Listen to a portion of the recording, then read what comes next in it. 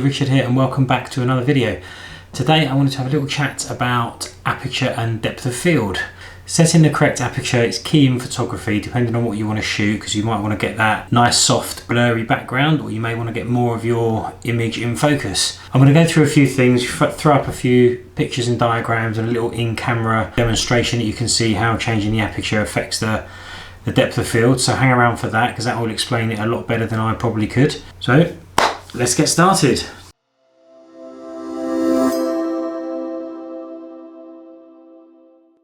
Now all lenses have an aperture range or a fixed aperture, and it's one of those many numbers that you can see on the side of the lens. It could be fixed at 2.8 no matter if you're at 70mm or 200, or it could change. So as you go from 70 up to 200, it could change from 4.5 to 5.6 for example.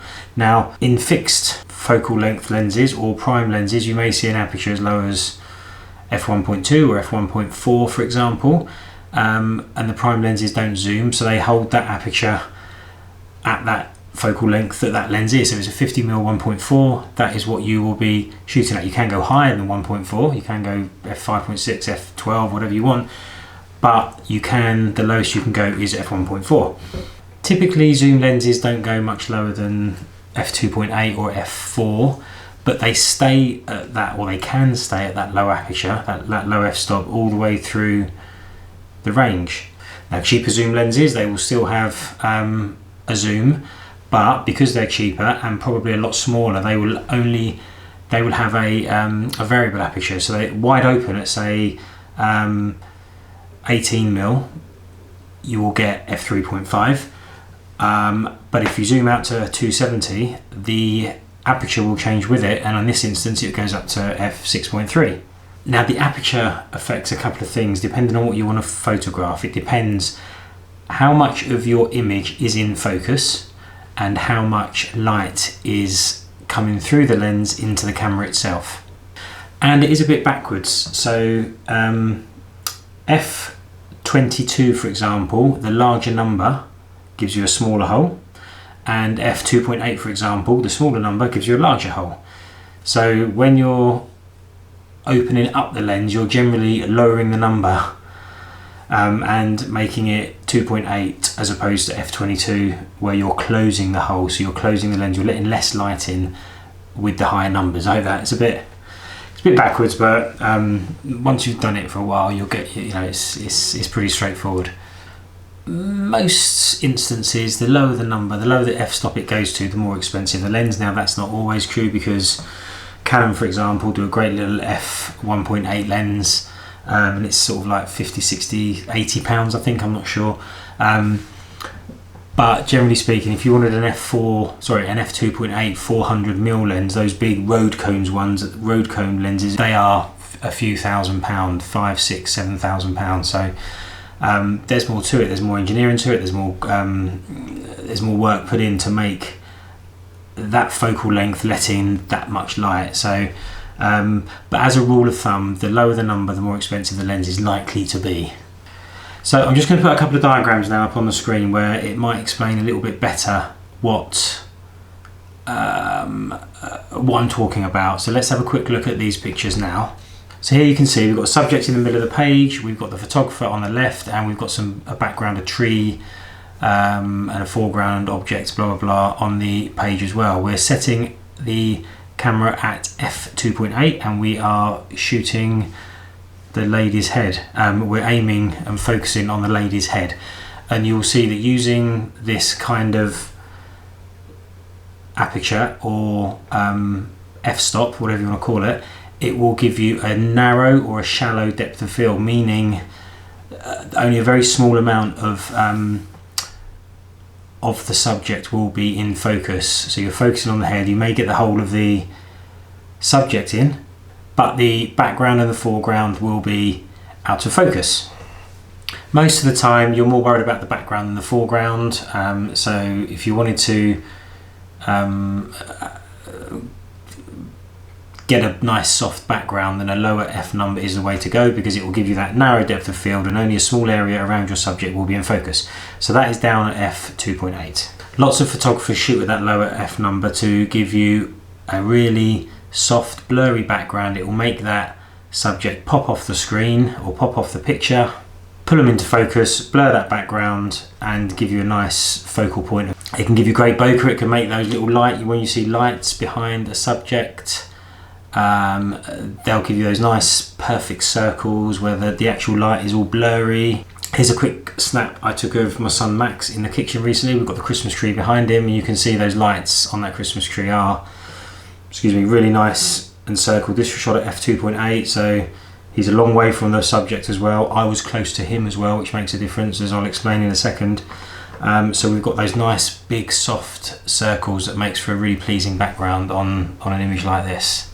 Now at the other end of the scale, let's say you've got a bigger number, say f16 for example, which will give you a deeper depth of field.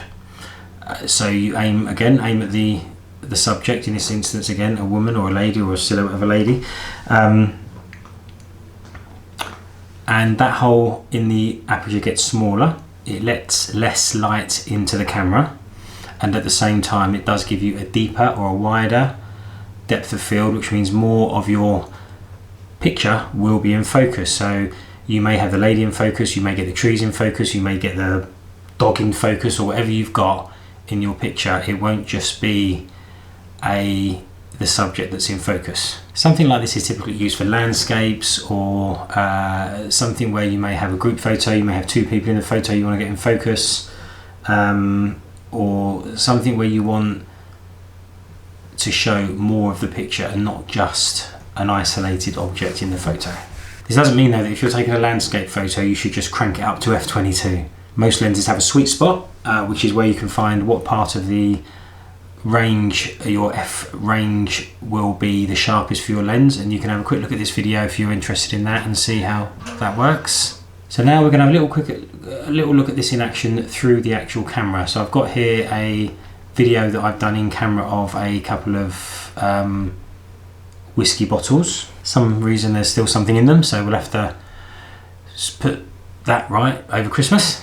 So let's start at f2.8. This will let in a lot more light, but it will give me a shallow depth of field, so whatever I'm focusing on will stay in focus and anything behind it will be out of focus. So here's the picture. Now notice the bottle at the front is really nice and sharp and the rear bottle is out of focus, and the ISO is also quite low, as you can see here.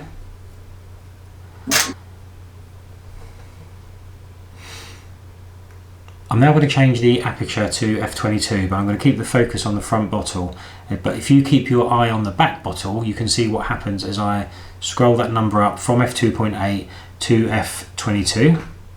The back of the bottle slowly comes into focus, but as you can see here, the ISO is also increasing because we are closing that hole up in the aperture. We're letting less light in, so something has got to adjust to give us more light. I'm going to do another video on ISO, but consider ISO to be fake light for this point. It's light that is added artificially in the camera to make the exposure better, but there is a downside to that, which I will explain in another video at some point, not right in this video here. So you can see we're now at f22 and we've got two pretty clear bottles. The front bottle where I was focusing on is in focus, and the back bottle is also in focus because we have changed the aperture to f22 and therefore we have widened that depth of field. So instead of it just being the front bottle, the depth of field is expanded and we've now got a deeper depth of field, and we can see the back bottle in focus as well. To make up for all that lost light, we have had to crank the camera has cranked the ISO up to 25,600, which I would never recommend shooting at that number of ISO unless you absolutely have to. For this picture I could have lowered the shutter speed and done a couple of second exposure to keep the ISO down, which would let more light in.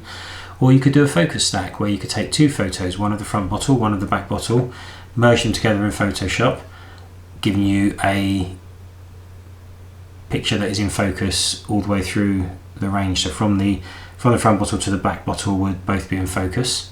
You can check out this video that I did a little while ago if you want to learn a little bit more about focus stacking and how that might be really useful as well.